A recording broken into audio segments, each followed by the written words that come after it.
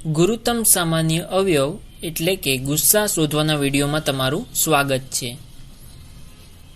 હવે તે સ્પષ્ટ કરવા સૌથી પહેલા જ્યારે તમને કોઈ પૂછે કે 12 અને 8નો ગુરુત્તમ સામાન્ય ભાજક અથવા તો ગુરુત્તમ સામાન્ય અવયવ શું થાય?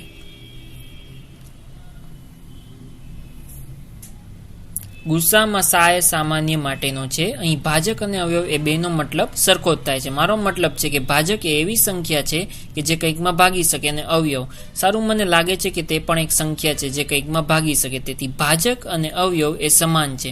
તેથી ચલો આ શોધીએ।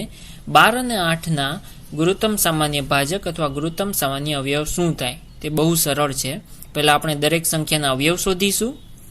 તો પહેલા ચલો 12ના બધા અવયવ લખીએ।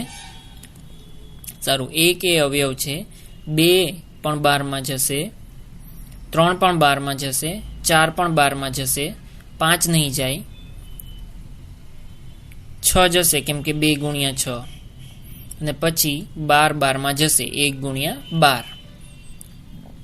તો તે 12ના અવયવ છે। ચલો 8ના અવયવ લખીએ। 1 એ 8માં જશે, 2 એ 8માં જશે, 3 એ 8માં નહીં જાય, 4 એ 8માં જશે, અને પછી છેલ્લે અવયવ જે એક સાથે જોડી બનાવે તે 8। તેથી આપણે 12 અને 8ના બધા અવયવ લખ્યા છે। તેથી ચલો શોધીએ કે 12 અને 8ના સામાન્ય એટલે કે સરખા અવયવ કયા છે। સારું, તે બંનેમાં સામાન્ય અવયવ 1 છે, અને તે કંઈ બહુ મહત્વનું નથી। દરેક પૂર્ણ સંખ્યા તો અપૂર્ણાંક સંખ્યાને સામાન્ય અવયવ 1 હોય છે। 12 અને 8 બંનેમાં અવયવ 2 છે, અને તે બંનેમાં સામાન્ય અવયવ 4 પણ છે।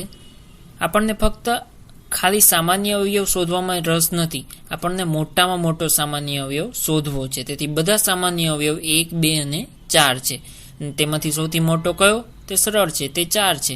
તેથી 12 અને 8નો ગુરુત્તમ સામાન્ય અવયવ 4 છે। ચલો મને તે લખી લેવા દો। 12 અને 8નો ગુરુત્તમ સામાન્ય અવયવ 4 છે, અને બીજી રીતે કહીએ તો 12 અને 8નો ગુરુત્તમ સામાન્ય ભાજક 4 છે। ક્યારેક તે થોડું રમૂજી લાગે છે। ચલો બીજો દાખલો કરીએ। 25 અને 20નો ગુરુત્તમ સામાન્ય અવયવ શું છે? ગુરુત્તમ સામાન્ય અવયવને અંગ્રેજીમાં GCD કહે છે। સારું, તેને પણ એ જ રીતે કરીએ। 25ના અવયવ સારું 1, 2 તેમાં નહીં આવે, 3 નહીં, 4 નહીં, 5 આવશે, તે ખરેખર 5 ગુણ્યા 5 છે, અને પછી 25। આ બહુ રસપ્રદ છે કે તેને ફક્ત 3 અવયવ છે। હવે અહીં બીજો પ્રશ્ન થાય કે અહીં સંખ્યાને ખાલી 3 જ અવયવ કેમ, જ્યારે બીજી બધી સંખ્યાઓને બેકી સંખ્યામાં અવયવો હોય છે? અને પછી આપણે અહીં 20ના અવયવ કરીશું। 20ના અવયવ 1, 2, 4, 5, 10, 20 છે। જો આપણે તે ચકાસીને જોઈએ તો સારું, તે બંનેમાં એક સામાન્ય અવયવ છે, પરંતુ તે બંનેના સામાન્ય અવયવ આગળ જોઈએ તો તમને 5 મળશે।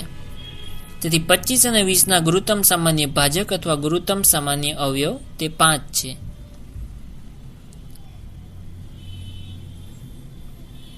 ચલો બીજો દાખલો કરીએ। 5 અને 12નો ગુરુત્તમ સામાન્ય અવયવ શું છે?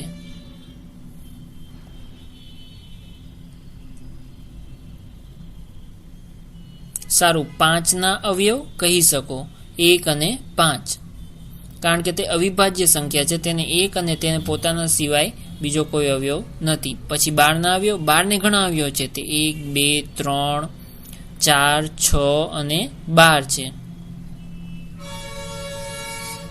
તેથી તેમાં સ્પષ્ટ દેખાય છે કે તેમનો એક સામાન્ય અવયવ 1 છે। તેથી તે મને લાગે છે તે કંઈક અલગ છે।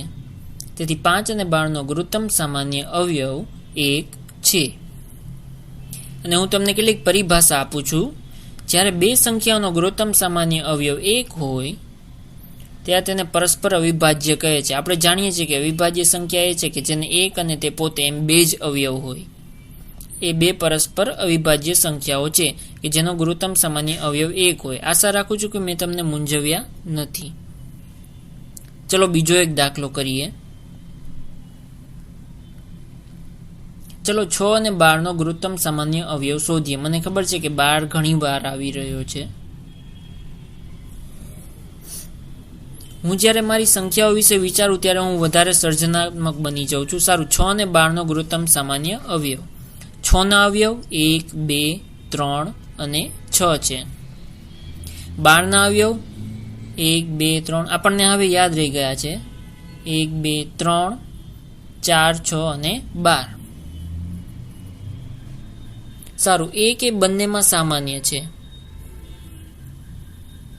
2 પણ બંનેમાં સામાન્ય છે, 3 એ બંનેમાં સામાન્ય છે અને 6 પણ બંનેમાં સામાન્ય છે. ખરેખર ગુરુત્તમ સામાન્ય અવયવ શું છે? સારું, તે 6 છે અને તે રસપ્રદ છે. તેથી આ પરિસ્થિતિમાં ગુરુત્તમ સામાન્ય અવયવ, અને હું માફી માંગુ છું કે હું ભાજક અને અવયવ વારે ઘડીએ બદલી રહ્યો છું, પણ 6 અને 12નો ગુરુત્તમ સામાન્ય અવયવ 6 થાય. તેથી તે ખરેખર તે બેમાંની એક જ સંખ્યા છે અને તે ઘણું જ સમજ પાડે એમ છે, કારણ કે 6 એ હકીકતે 12ને ભાગે છે. સારું, અત્યારે માટે આટલું જ. આશા છે કે તમે ગુરુત્તમ સામાન્ય ભાજક અથવા અવયવ વિશે સમજી શક્યા. કદાચ હું બીજો એક વિડીયો નજીકના ભવિષ્યમાં કરીશ જેમાંથી તમને વધારે દાખલા મળશે.